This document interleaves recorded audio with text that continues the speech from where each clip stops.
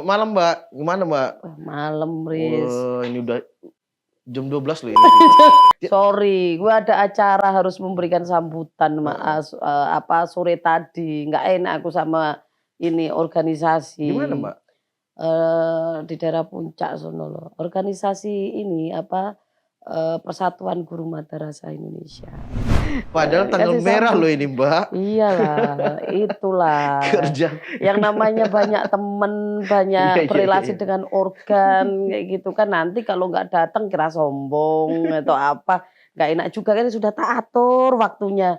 Tapi ya tetap aja ya gitulah, jalan 4 jam terjebak macet. Iyalah, kena. Tapi tadi ini dengar radio nggak, Mbak? Di mobil dengar radio nggak? Soal apa nih? Ada Bapak Menteri. Ya kemarin itu pada waktu aku di kantor kan ya, pas nonton TV gitu kan di salah satu stasiun, tiba-tiba sudah tersangka gitu kan lihat beritanya paginya itu kan baru di mobilnya itu kan baru digeledah gitu kan, tiba-tiba jarak berapa jam kalau nggak salah 30 atau 1 jam gitu. Tiba-tiba udah ngelihat berita udah ditangkap aja. Udah pakai borgol, udah pakai baju ini rompi. Iya makanya pakai rompi, pakai. Oh luar biasa ini ternyata. Dulu itu pernah aku berpikir, wah ini mega proyek besar ini. BTS itu, Mbak ya? BTS ini. Kalau soal kasus korupsi itu kok jadi inget ini ya, korupsi Hambalang, EKTP. Modelnya sama. Ini sejenis ini, Mbak ya? Sama, sejenis sebenarnya. Mega proyek juga. Iya. Dan ini yang menjadi luar biasa, artinya Bapak Johnny G. Plate ini menambah daftar panjang menteri sebenarnya ya, yang kena juga. Tapi yang ini benar-benar 8 triliun, Mbak. Wih, gede 8 triliun. Sebenarnya begini, kalau boleh cerita loh ya, kalau boleh cerita itu mega proyek BTS ini kan sebenarnya kan sudah masuk di dalam penyusunan Renstra ya, rencana strategisnya Kominfo 2020 hingga 2024 ya kan, 2020-2024 yang di dalam Renstra itu dituangkan bahwa di 70-an ribu kalau nggak salah desa kelurahan itu sudah mendapatkan aksesibilitas internet, ya kan? Nah, mengimplementasikan itulah Kominfo kemudian membangun sejumlah BTS gitu kan melalui Bakti. Ini ya BTS kan? Ini kalau bahasa tower pemancar lah ya. Iya, tower gitu, pemancar, iya. Nah, Bakti Kominfo itu istilahnya diberi tanggung jawab ya kan untuk melakukan untuk menjalankan program pembangunan, terus pemeliharaan BTS, terus kemudian pengadaan lahan. Nah, kemudian dilakukan kontrak payung yang jadi bukan cuma towernya aja. Bukan jadi towernya, lahannya juga. Terus kemudian rehabilitasinya juga gitu kan. Diberi kewenangan itu. Nah, untuk memulai membangun BTS itu Kominfo melalui Bakti dengan menerapkan sistem KSO dengan pihak ketiga itu kemudian mengeluarkan kontrak payung, ya kan? Kontrak payungnya itu sampai 5 paket loh ya. 5 paket ini dilakukan oleh 8 perusahaan yang kemudian menjadi 3 konsorsium. Gitu loh. Paket 1 itu konsorsiumnya kalau nggak salah itu PT Fiber Home, terus kemudian Telkom Infra, terus kemudian Multi Transdata. Terus kemudian perusahaannya itu perusahaan swasta. Perusahaan yang menjalankan paket 1. Paket 1 ya. Paket 1 itu kalau nggak salah di wilayah Sumatera kalau nggak salah. Sumatera kalau nggak salah loh ya. Coba lah dicek di Google, aku lupa aku. Kan memang ada zonasi.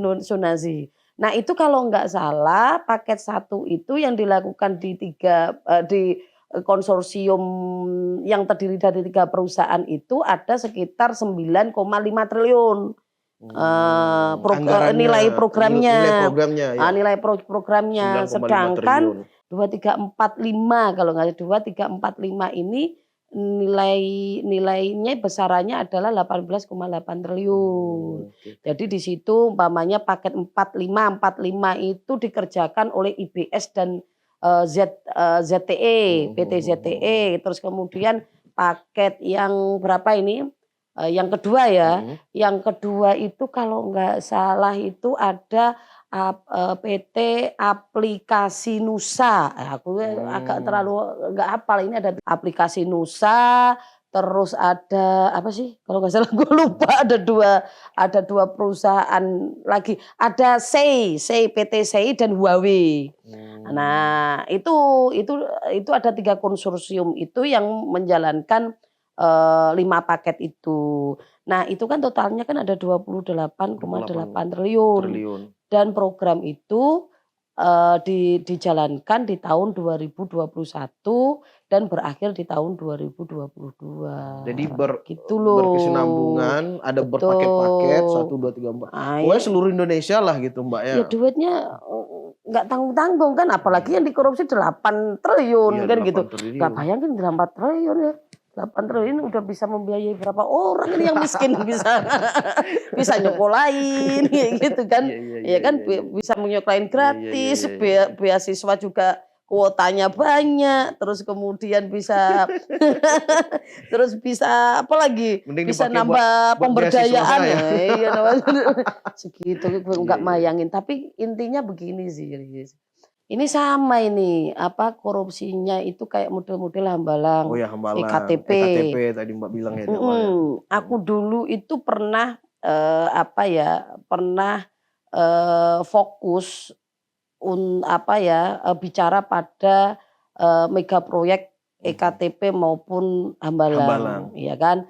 Lagi kenceng-kenceng itu. Iya, korupsinya itu korupsi by design, yaitu terencana, ya kan.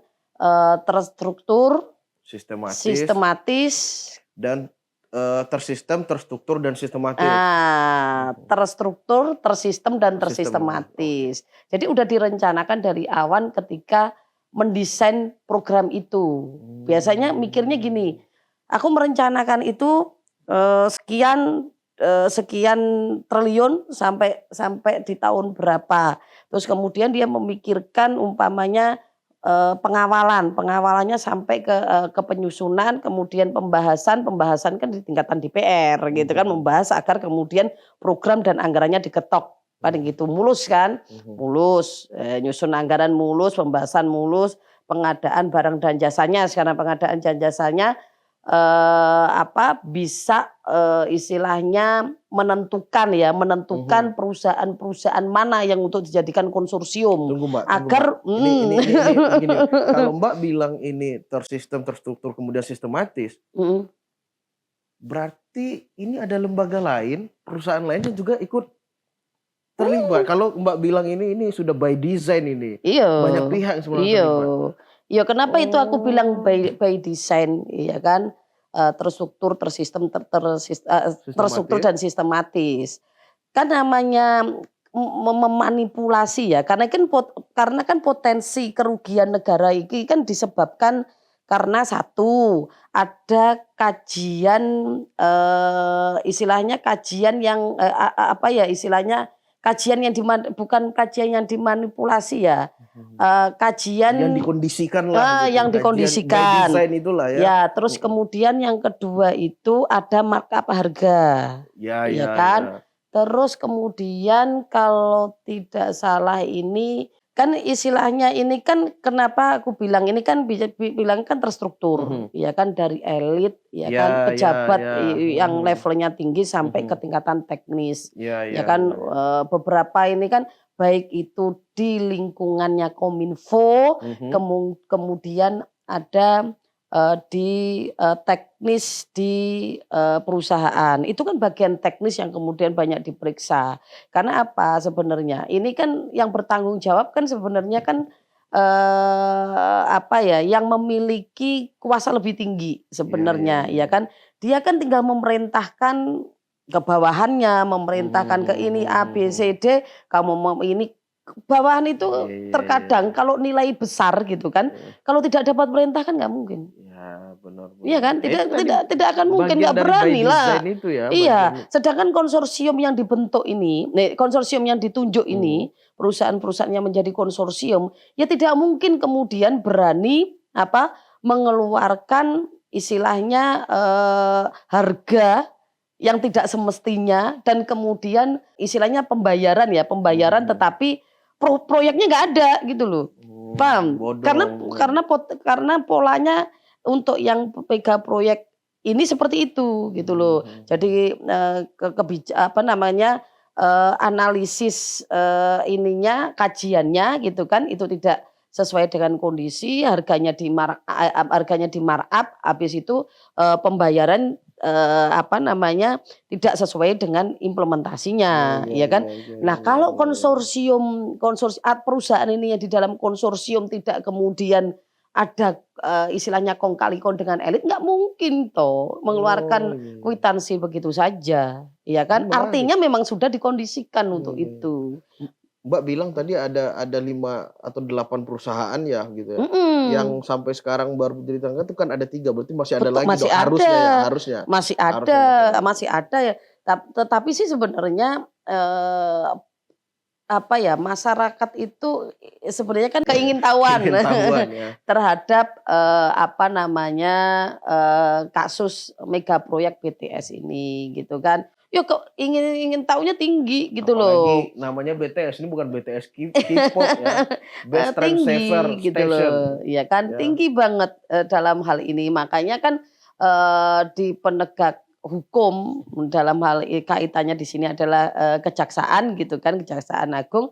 Ya paling tidak penyelidikan ini kan istilahnya kalau sudah ada dapat nama ini atau istilahnya sebelum tersangka itu apa? Ya terdakwa dulu lah, terduga atau terdakwa. Ini kan paling saksi kemarin kan. Ya sifatnya ya di dalam hal ini kan harus cukup transparan kepada publik kan kayak gitu. Apalagi tapi sebenarnya kalau saya Mbak ya, misalnya merasa ini, wah ini kayaknya ada sesuatu itu semenjak adiknya Pak Joni ini.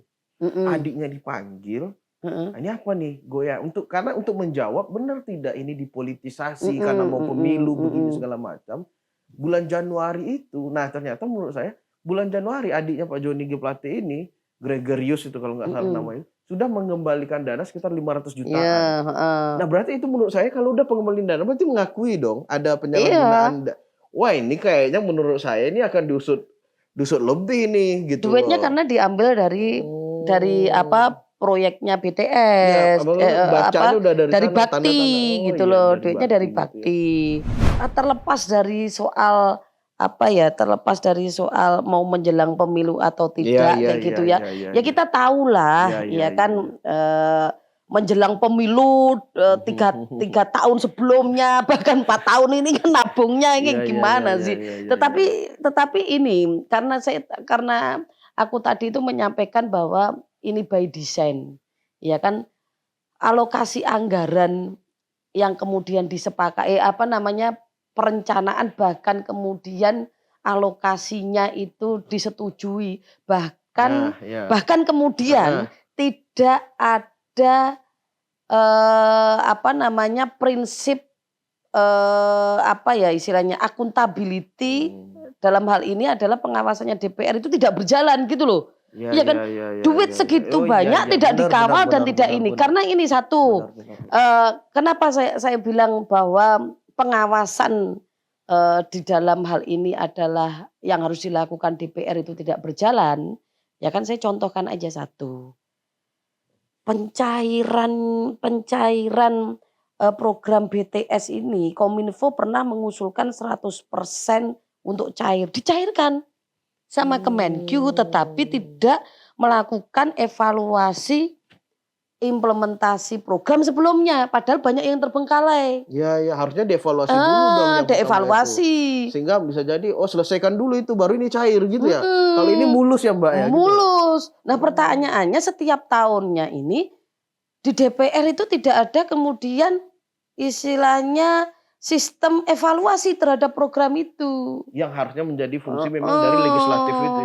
Wah ini menarik lagi. Pertanyaannya tidak tahu atau jangan-jangan juga ikut terlibat. Ya. Itu kan masih dugaan ya. Nah, iya, karena berangkat dari jangan-jangan ini terlibat atau tidak tahu, kan kayak gitu. Iya kan? Mbak ada nyebut tidak paham maksudku, bukan tidak tahu. Legislatif Mbak juga sebut legislatif terkait lah. Kemudian juga ada nyebut tadi soal anggaran itu Menteri Keuangan, Kementerian Keuangan. Jadi menurut Mbak ini jangan berhenti sampai di sini gitu ya, karena sifatnya mega proyek ya. DPR kalau sepengetahuan saya sampai hari ini itu belum deh Mbak, belum disentuh kalau nggak salah ya. Bukan soal disentuh, ngomong aja di media enggak. Oh iya ya. Bukan kemarin kan versus mana ada? Enggak. Belum ada nggak partai yang ngomong? Belum ya. Atau pada tiarap semua ya? I don't know lah. Aku nggak ngerti. Tapi sampai sekarang memang belum ada yang komen. Yang komen ini kan masih pada di ranah penegak hukum, ya kan? Itu satu, ya kan? Yang kedua belum ada, yang kedua masih kemudian ketua partai, gitu kan? Iya kan? Malah ada statement-statementnya gitu. Aku nggak mau lah masuk di situ lah ya. Tapi kan kemudian mana yang lainnya memberikan penjelasan ketika, ataukah mungkin memang tidak loh ya, tidak itu. Tetapi sih mudah-mudahan nanti bisa muncul ya atas temuan bahwa yang pencairan dari Kemenkyu tadi, kenapa kemudian itu dilakukan. Dan ini kan kita butuh penjelasan dari Kemenkyu gitu loh, ya kan.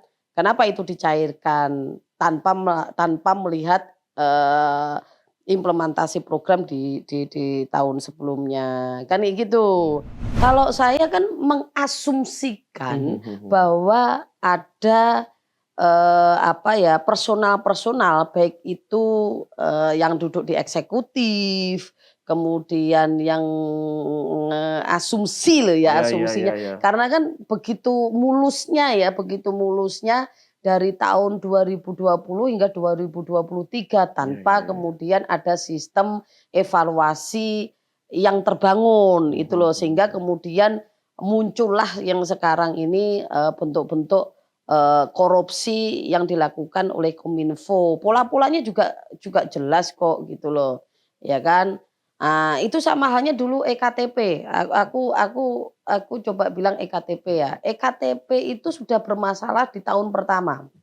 BPK sudah mengeluarkan audit.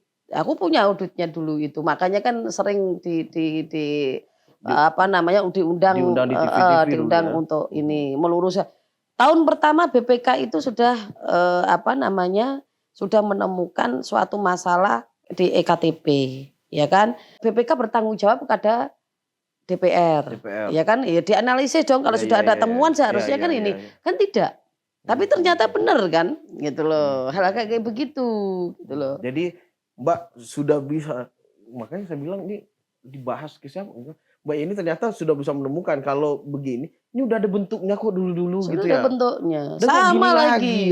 Dan sudah sama gitu loh, sama. Dan harusnya kejaksaan atau kemudian ya penyelidik udah bisa membaca polanya nih Mbak ya. Oh iya. Jadi kita tunggu ke depan ya. Karena ini kan kalau aku bilang by design-nya ini kan by design-nya dari perencanaan, ya kan, penyusunan, pembahasan, terus kemudian sampai ke tingkat implementasi. Implementasi itu adalah pengadaan barang dan jasanya.